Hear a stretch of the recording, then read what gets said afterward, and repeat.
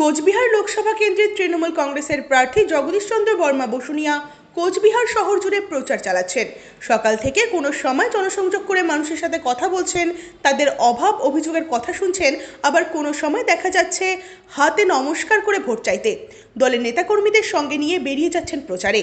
কোনো সময় ওয়ার্ডে ওয়ার্ডে, আবার কোনো সময় বাস স্ট্যান্ড এলাকায়ও প্রচার চালাচ্ছেন তিনি। সকাল থেকে রাত অবধি এভাবেই ব্যস্ত হয়ে রয়েছেন তৃণমূল কংগ্রেসের প্রার্থী। প্রচারে তিনি কোনো খামতি রাখতেই চাইছেন না, সব মানুষেরই দরবারে তিনি যাবেন মানুষের আশীর্বাদ চাইতে।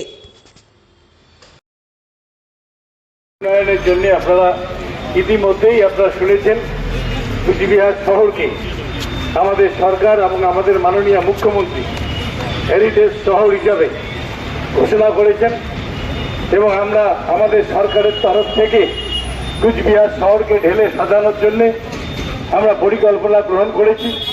কিন্তু আপনারা 2019 সালে যাকে ভোট দিয়ে সাংসদ হিসাবে নির্বাচিত করেছেন তিনি কুচবিহার শহরের জন্যে এক বিন্দু পয়সা কোনো স্কিম তিনি করেননি।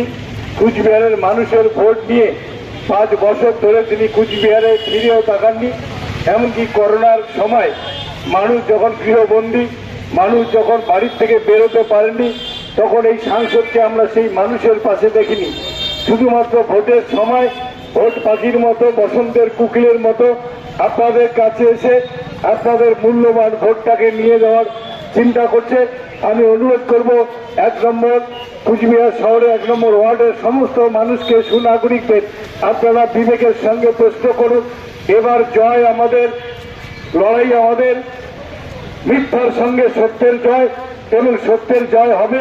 একদিকে মমতা ব্যানার্জির উন্নয়ন এবং আমরা যে কথা বলি সে কাজটা করে দেখাই, অপরদিকে বিজেপি শুধুমাত্র মিথ্যা কথা বলে মানুষকে আশা দেখিয়ে তারা মিথ্যা প্রতিশ্রুতি দিয়ে ভোটটা নিয়ে যায় এবং তারপরে কোনো কাজ করে না। সেই মিথ্যার জবাব আপনাদের দেওয়ার জন্য তৈরি থাকতে হবে।